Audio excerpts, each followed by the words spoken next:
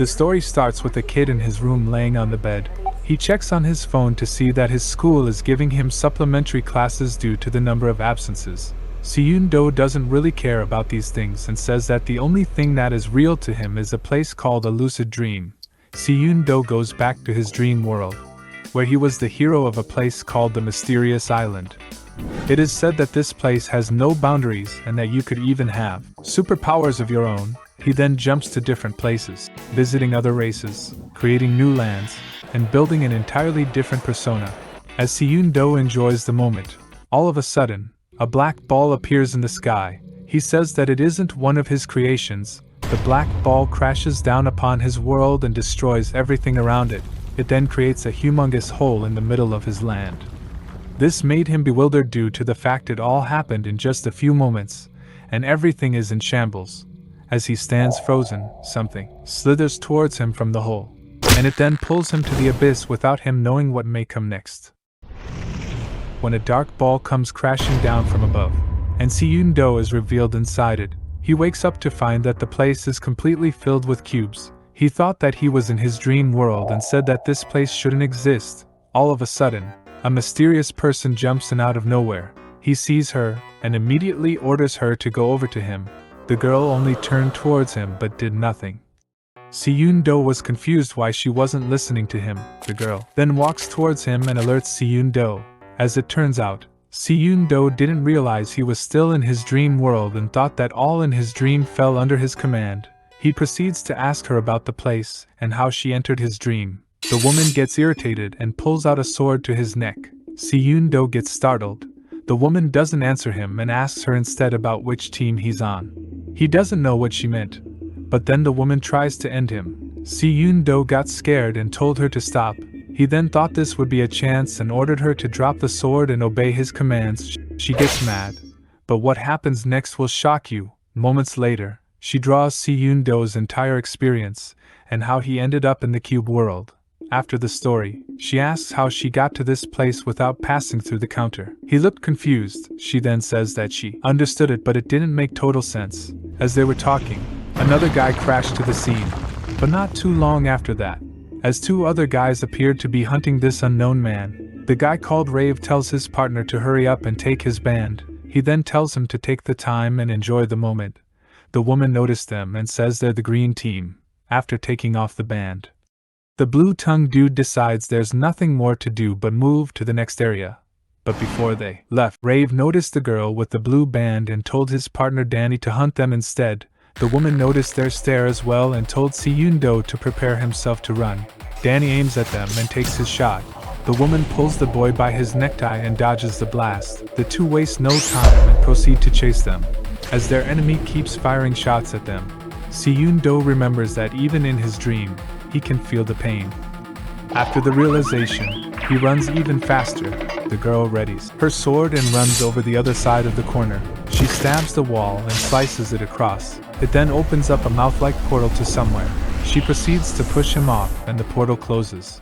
The other two catch on to them but only to see nothing. Inside the portal, Seon-do still thinks he's in a dream and doesn't remember making those bad guys.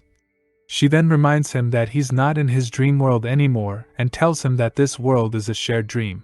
She adds that it's a place of those whose dreams were stolen and that they would have their way out of it. The story continues. Seon-do looks stunned after hearing that one of his dreams was stolen. The woman confirmed it and says that the black thing that appeared in his dream which he mentioned was proof it was already stolen. She adds that the black thing he saw was a black hole and was an item used to steal the dreams from every lucid dreamer. He couldn't believe it all happened to him and got mad. He persists and says he's still dreaming in his own dream world. The woman then tells him that no matter what he does, he's wasting his time. She tells him to try going back to his dream. Seon-do then tries to go back to his dream again. He keeps trying but is interrupted by the woman and tells him that he's slow in accepting reality. He thought that it didn't make sense. But he quickly remembers what the woman told him earlier, after finally grasping the truth. She gives him a light of hope saying that the dream that was from him can be taken back. Outside their secret room, the two partners were still looking for them before the time ran out. Rave saw the woman had a blue band and wasn't sure what the guy had. Back at the secret room, Si-yoon-do makes a deal with her that he'll just have to follow her to get his dream world back. He felt unsure if he could trust her. The woman walks up to him and tells him that he shouldn't worry. She opens up the portal again and gives Si-yoon-do an advice, not to die. After he was spit out by the portal, he continues to run away and realizes he's back in the same area. But before he can get far, Danny quickly spots him and continues the chase. Si-yoon-do thought he was taken out only because he was the bait. The enemy kept firing shots at him, but all missed the target. Rave seemed impressed with his running speed and said that it would give Danny a difficult time. Si-yoon-do turned his head around and saw that they stopped attacking him. He got confident that he'd escape them with nothing but sheer speed, but quickly realized something felt off. He looked at his enemy, who carried a disgusting look on his face. And it was the face of confidence that he was about to get caught. As he looked back towards him, he was already cornered. The two of them finally caught on to them. Danny got irritated and said that he was too fast for them. Si-yoon-do embraced his death and thought that he shouldn't have trusted the woman. He remembered that it's usual to wake up from a dream if he dies. So he wanted to try something without knowing what would happen.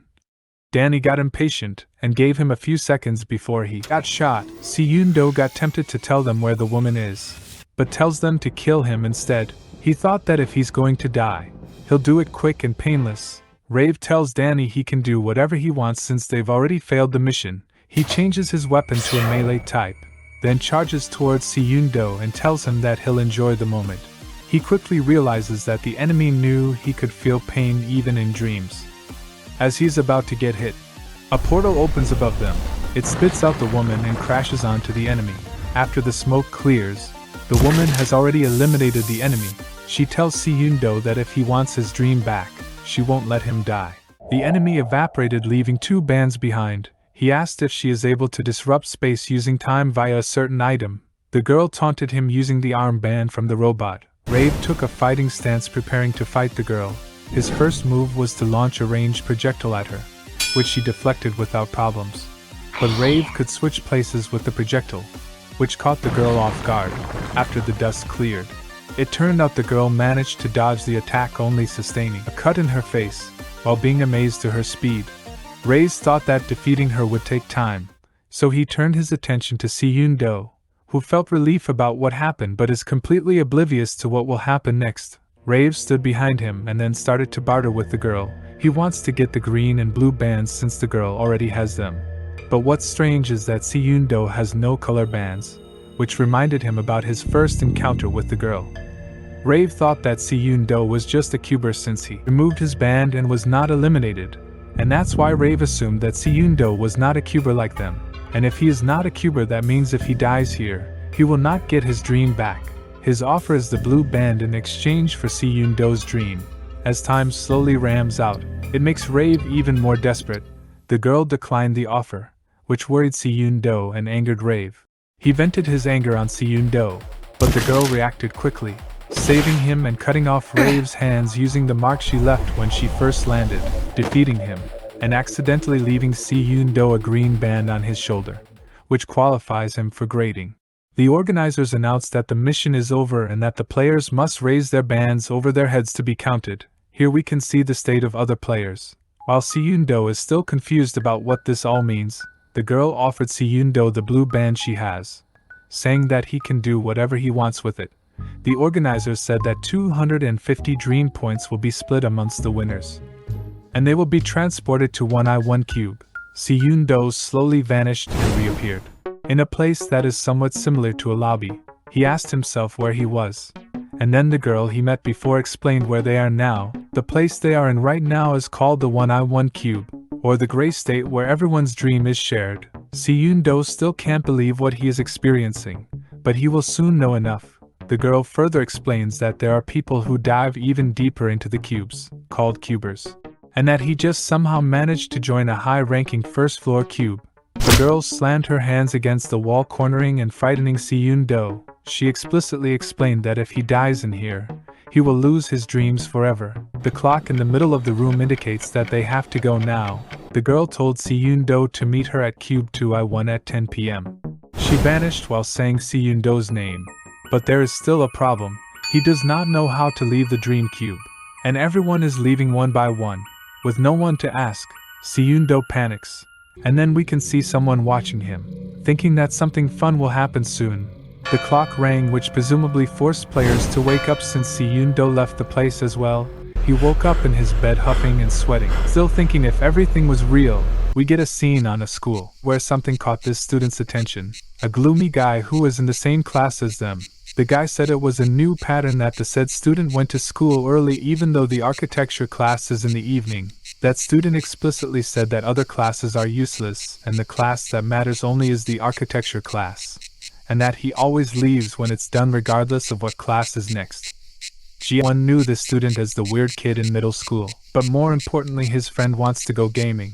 But he declines, saying that he has things to do and needs to leave first. The student they are referring to is Seyun-do, whose goal is to go back to the dream cube and find who stole his dream and take it back. He went to sleep and slowly lost consciousness. He opened his eyes in front of a girl named Ririn. I'm smashing, and I'm not pulling out. Who is handling a bar called Counter, which is only exclusive to Seyun-do. This reminded him of what the girl told him previously. Ririn asked how long he was planning to stand there. Seyun-do apologized if he acted out of place, and Ririn assumed based on how he acts that Seyun-do has a lot of questions and that he can ask them right away. Ririn offered him a drink, but he declined, saying that he is a student, which leaves Ririn no choice but to drink the cocktail, which made her drunk almost immediately, leaving Seyun-do unable to ask his questions. But that's when he saw the selling list with his dream on it. Confused as to why his dreams are for sale, he asked Ririn, who just woke up from her short drunken nap.